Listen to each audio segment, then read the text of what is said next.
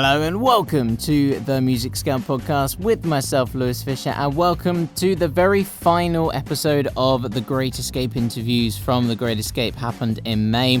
This is going to be the final interview with Life. I caught up with Mez from the band Life. They are a post-punk band, and they have been making some insane music from the likes of their first album, which was Popular Music, that came out in 2017. Was also included on Radio 1's Best Albums of 2017 as well, this album. So a big feat for their second album, which is coming out this year. And they're going to be releasing album 2 on their own record label as well, which is Afghan Moon. And Moral Fiber, which you're about to hear, is out now. And then there's also a further 2 singles as well that are coming out. They've actually been produced by Luke Smith, and the whole album has been produced by him as well. He's from Foals, Everything, and Depeche Mode that he's worked for as well. So some decent names there as well. So I caught up with Mez, and it was a great interview. We spoke a lot about topical subjects at the moment. I would say it's very political, and it's very intelligent as well. So our conversation, he's a very intelligent guy, and you can tell that straight from the off. And it was a real pleasure to really sit down with someone who shares similar views with me. We both had a really good time just getting out all the sort of feelings that we had around political and sort of social statuses at the moment. But also we spoke about the new album, which revolves around this, and also wanted to talk a little about the songwriting of post-punk. I don't really think many people really know the deep dive into post-punk world, and also just writing songs that are quick, snappy, but also just a little bit on the tongue-in-cheek side as well. So they're close to the edge to offending people, but they're not. But also they address really, really important issues that are happening at the moment. So whether that be of your gender, your race, whether it be political background, whether it be any of those things. So it was really good to sit down with him and find out the boundaries between what to write, what not to write, what to shout about, and whether he does have any boundaries and thinks, do I really want to write a song about this? And you'll be able to hear all of this in the interview, but let's get on with the first single. That's going to be Moral Fiber. This is the brand new single that came out in March, and this is the first single off of the second single, actually, off of the new album that's going to be released later on this year. But yeah, I hope you've enjoyed the series of The Great Escape. I'm actually going to be down in 2000 Trees next week, which will be very exciting. Some more interviews coming there, and we're going to be playing some of our most recommended songs as well. That is coming up very, very shortly as well. So do enjoy this interview with Life, and I will speak to you all soon. Ta-ra!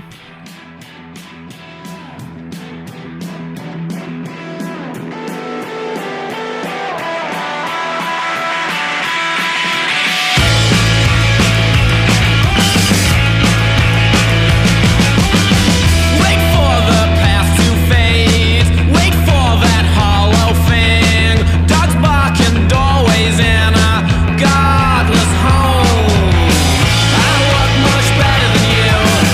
I look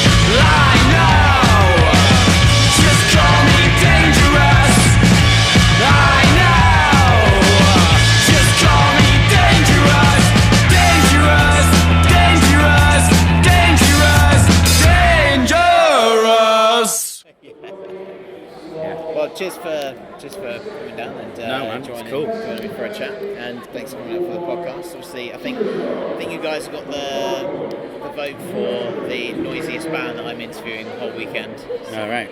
There we go. There's the title. So it'll be Life, the noisiest band I'm interviewing the whole festival. The whole of Great Escape. Yeah. So I did try to get down to the Hideout yesterday. Yeah. It was so full. It was one in, one out. It was packed. And then we played in like an Italian restaurant at 1 a.m. a few hours later. So that was odd as well. But the shows have been great. But yeah, Hideout was amazing. Yeah, I sort of looked over the queue, and the queue was still fairly full. And they were like, no, we're not letting anyone else in. I was like, shit. Yeah, I mean, it's great for us as a band and as an artist to see that the queue is never going down. It's better than playing. I mean, everyone's done it, but we've played to empty rooms before, and it's not the. I mean, we play every show like it's our last, but no one ever wants an empty room. But nowadays, it's good to see that there's interest in seeing us, and it's great to see a massive queue like that. It gets you hyped up for the gig. Yeah, obviously bad for me, good for you. Yeah, bad for you, good for me. Yeah, I can imagine it was a sweaty one. It was sweaty. Yeah. And obviously, have you noticed down here that the crowds are a lot more engaging just for this festival alone? I mean, I've been to some really quiet gigs, some loud gigs, but all in all, everyone seems to be really engaged, which is great to see. Yeah, I think I've always thought like crowds in the south, being a northern band, are always a bit more timid. But the Great Escape and metropolitan festivals like the Great Escape, they're never like that. It's everyone is interested, and it's such a weird audience as well, because it's like industry, it's fans, it's like all sorts of different types all melding together, and everyone's at the same level, and it's very sort of like atmospheric. So yeah, it's a great crowd to play. And, Brighton's always been good to us. So good. Glad it's all going well. So have you seen any other artists at the festival? We saw some of our friends playing a band called Libra. They played at the Italian restaurant that we were rocked up to yesterday. They've been great. To be honest, I've actually missed quite a few of the bands that I wanted to see because it's been a bit hectic this year. But there's been some great bands playing, and I think Fat White Family are playing tonight. I think we actually clash with them. But they are. I think it's about 10:15. 10:15. Yeah. I think there's Viagra Boys have played. I wanted to watch. My girlfriend's massively into Confidence Man, so I wanted to go and watch them for her. And that's been a hot ticket so far. I've spoken to many people, and it's just been rammed from the start. I think maybe even 45 minutes before the gig starting, they had to do their sound check early to make sure, because people were just wanting to come in and making sure they could see it. So I can imagine that's going to be a hot ticket. So I think that's the other thing with this festival, is you're going to miss so many other bands. I think that's been the case for me as well. It's just always missing bands, but you see who you can. That's the when you are, I guess, and you'll be in a similar position to us. Like when you're in a band or when you're actually working at the festival, you see the lineup and you're like, I'm going to go and watch these, and then suddenly you're like, that opportunity suddenly like disappears because you've got your own schedule. But on those like rare times that you do get moments off, it's great to like just stumble in and watch a great band. And the lineup's been good here. Yeah, the lineup's been great so far. I think everyone I've seen has just been absolutely top notch. It's been high standards, which is positive. It's positive for the future, for loads of future bands, which is good. And then moving on to your music, see you're known for making snappy, quick post-punk songs. And so how did the creation of the band begin to create these types of songs? Was it just all knowing each other? Well, I mean, we're a close unit, and especially for the newest body of work, which is out later on this year, we actually did that. Like, we lived together for 4 weeks in London. We wrote the album sort of within 6 months, and it was very much, especially in terms of lyrics, which I sort of like look after. It was very much about 6 months or a year of my life, sort of going through a breakup, being a single dad, finding love again, that kind of thing. So like our first album was very much like a collage of work, because we could only ever afford to put a single out. So like we would do like 6 singles and then built it into an album. So it was like a collage. And this time it was different. First album was very broadly, outwardly looking, and we've tried to be quite brave with the second album. and look inwards and look at sort of and address things that are important, like mental health, and trying to talk about subjects that are sometimes taboo. In terms of like writing process, like we're very close. So I mean, I write the lyrics, but my brother's in the band, so it's kind of like we've got that synergy. We've grown up together. We share a lot of songwriting duties in that respect, and then everyone sort of like brings their instrument into the room and sort of builds around, I guess, around the lyrics that I write. So you say that you're going a bit braver for this new album. Would you say that music nowadays, sort of more modern punk music especially, is embracing these subjects a bit more than say they used to? People trying to be a bit more open with these subjects. Yeah, I think it's quite refreshing at the moment in terms of certain artists. Yeah, definitely.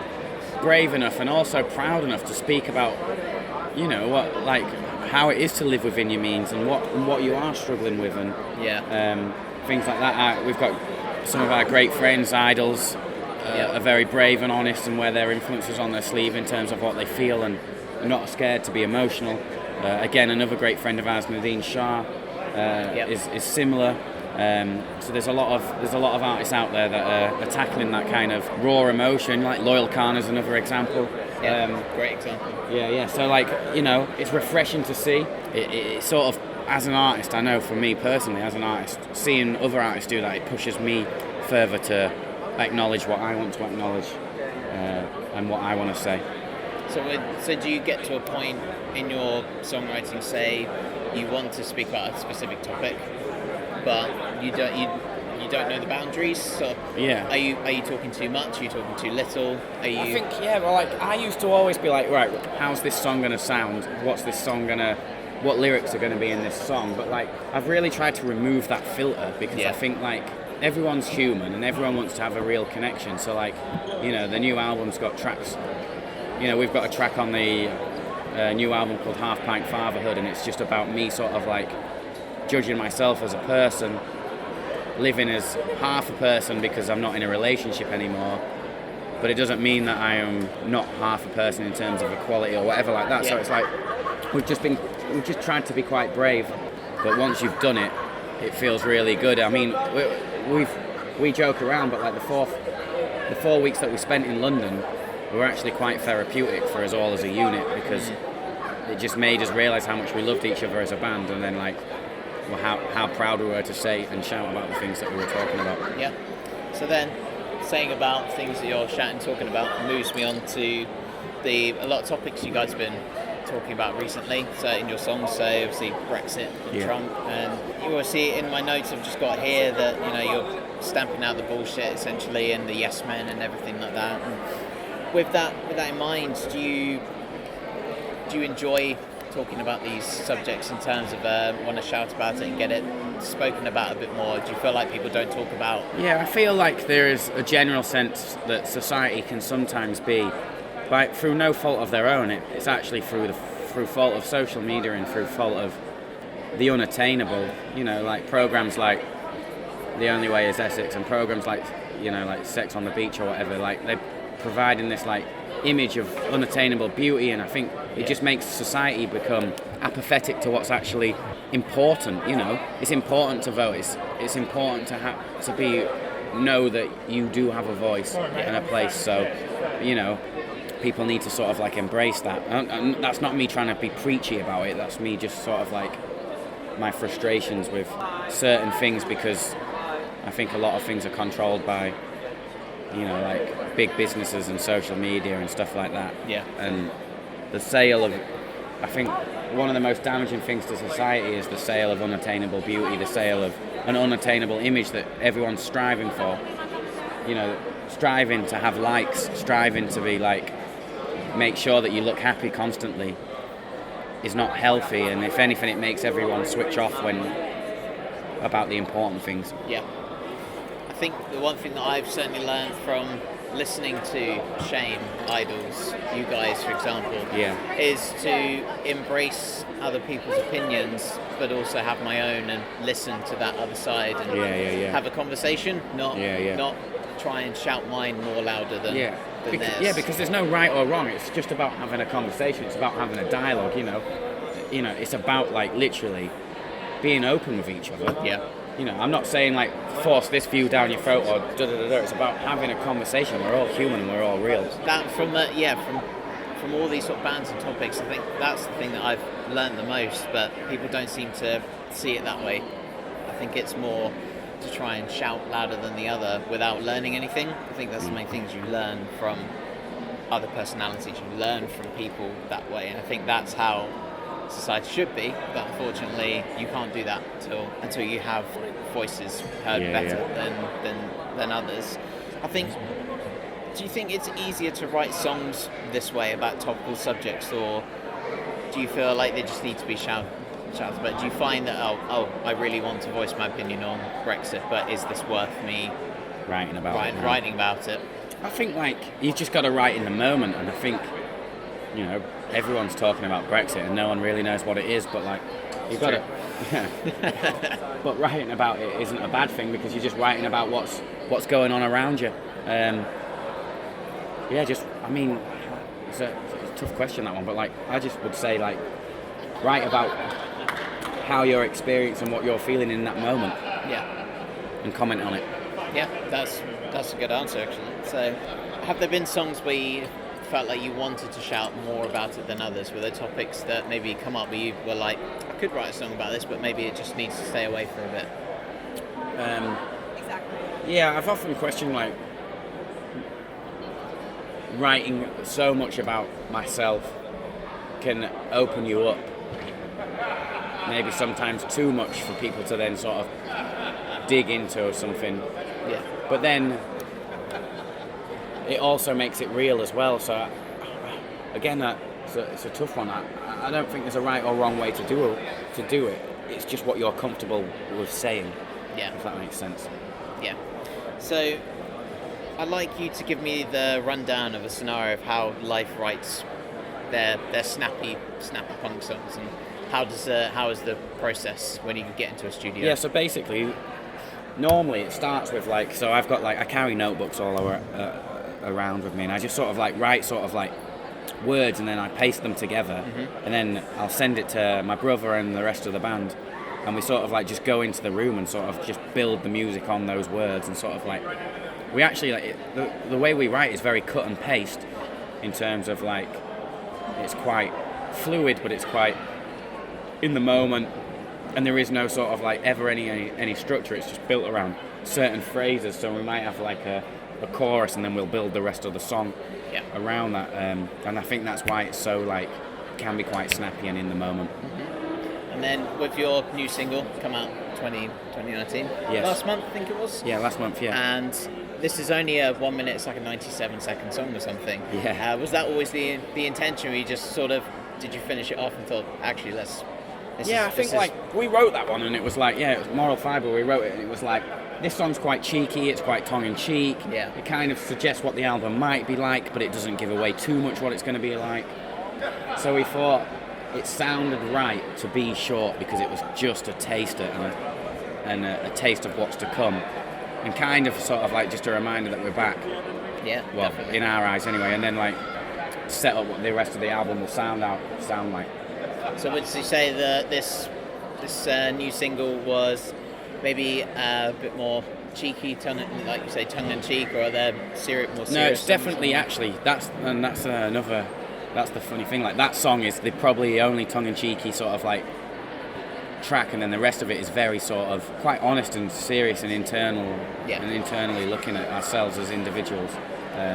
So I think that's why it was nice to start with that one, because I think it wouldn't make sense, knowing what our next singles are going to be and how the album's going to come out. We wanted to get that song out because we loved it, but it made sense for it to open the album rather than come further down the line when things are a bit more personal and emotional, and bigger sounding.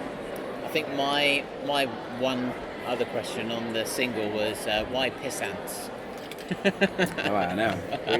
I think I was trying to write a song that was like says a swear but doesn't say a swear, because it's not a swear, and still get it on playlisted on radio, which we managed. I don't really know. I think it's just sort of like a throwaway term, and it's quite tongue-in-cheek in terms of like we're commenting on sort of like how the music industry can be, how sort of like labels can operate, how like fashions and social media, we talk about online reach and I need your attention and that kind of thing. So it was kind of just a bit like throwaway, and I guess that's why we went with that. And it was also funny to see if we could get it on radio, which we have done. So job done. Yeah, I guess that taking that to my side is the reason why I started this podcast. Is I want to interview the bands that I really enjoy, and I want to harp about a bit more, and I want to play the songs that I really want to, rather than working for someone else. So it gives me that other structure, gives me a nice balance of it's my views, it's my interviews, it's my music that I can play. You own it. Exactly. Yeah. So if I want to say like go listen to Life, you I'll can be like, you can, yeah. And exactly. if I want to play a song that says Piss Hands, I can do as well. So. Yeah, exactly. Yeah, so good. you were saying that you guys are, obviously, after the 4 weeks in London, you're really, really close, and you have this real connection, real bond with the rest of the band. Does this in turn show on the stage as well, with sort of lively, energetic set that you guys create? Do you guys try and emulate the sort of family nature you have in the band on stage? Yeah, I think we're definitely very much a unit and family based, and look after each other, and I think that's healthy. We're generally very close as friends, and we're best friends, and like I say, my brother's in the band, and Stu and Lydia are both very close to me. So we emulate that, and we respect each other, and that's the healthiest way. We've never fought, we've never had arguments, That's good. We just sort of like get on with what we need to do, but respect each other and love each other, and that's why you can function in a band, I think, because a lot of bands fizzle when that ends, and that's not what we want to do. Yeah. So with having such a lively, energetic set, have there been any mishaps on stage? Oh yeah, I mean, we just toured with Idols for 2 weeks in Europe. Oh shit, yeah. And I had 2 broken ribs during that tour. Oh my god. Yeah, just the night before I fell out of before I got on the splitter bus, I fell out of our van, which wasn't as luxurious, landed on a table, split 2 of my ribs, and then when we got back, we've gone straight into these metros. So last weekend we were at Liverpool Sound City, and I managed to somehow fall off the main stage and land on my ribs again. Oh no, yeah, the same ones as well. The same ones. So now I'm nursing a bruise again, just on the broke bit. But I went to the walk-in, and the doctors, and they were like, yeah, well, given the nature of what you're doing, you're not going to heal for a while. So just carry on. I guess they're the dangers. Yeah. And how was touring with Idols? Yeah, it was amazing. Like, they're great friends of ours, and like just going around some beautiful places in Europe, like Nancy and Rouen, and loads of beautiful places in Holland, like Utrecht. It was just amazing to be with people that we really respect and love. And, it was just a great time playing to 2,000 people a night. That's insane. Yeah, it was great. That'd be amazing. And now, hopefully, you can do like a lineup where you've got all these amazing bands. You have like Idols, Shame, you guys. Have all of these bands and just do one big noisy festival gig. Yeah, that would be good, wouldn't it? Noisy festival. That's the one, isn't it? Yeah. Let's sell it. That's our festival. So have you got much lined up for 2019 for us? 2019. We've got fly to Slovakia on Tuesday to do some promo for a festival in July called Pohoda. We're doing Glastonbury this year. Great. Summer's looking pretty busy for festivals across Europe and the UK, and then we're looking at going on the road around the album, so sort of back end of autumn we'll be back on the road, UK, Europe, America, that kind of thing. Great. Well, thanks for talking to me. Thank you, man. I enjoyed pleasure. it. And good luck for the new album later on this year. Thank you. And the gigs as well. I'm sure. Don't try cracking any more ribs though. Yeah, I know. I'll keep off the rib breaking duties.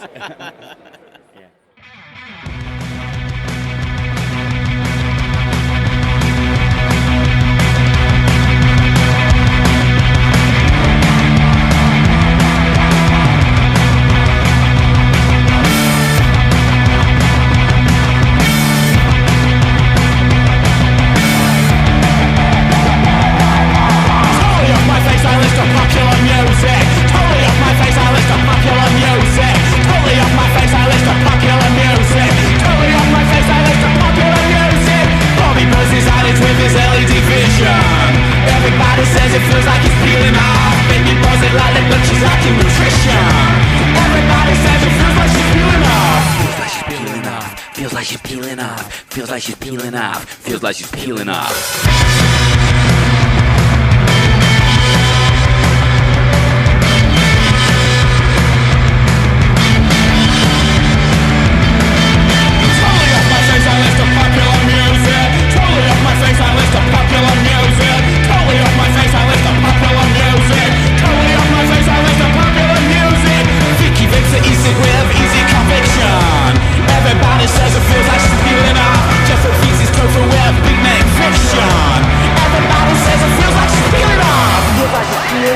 feels like she's peeling off, feels like she's peeling off, feels like she's peeling off, feels like she's peeling off, feels like she's peeling off, feels like she's peeling off, feels like she's peeling off, feels like she's peeling off, feels like she's peeling off, feels like she's peeling off, feels like she's peeling off.